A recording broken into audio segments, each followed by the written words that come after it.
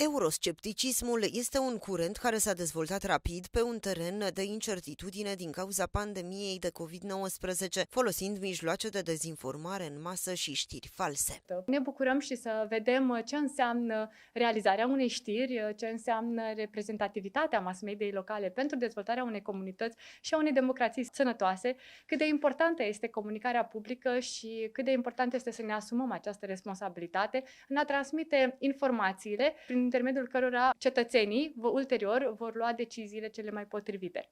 Tinerii au fost entuziasmați de oportunitatea de a vedea procesul de scriere al știrilor, au realizat interviuri și au experimentat meseria de prezentator. Welcome. We're here in Iași, in Romania, with the European Conduct Meeting Seminar Youth versus Euroscepticism.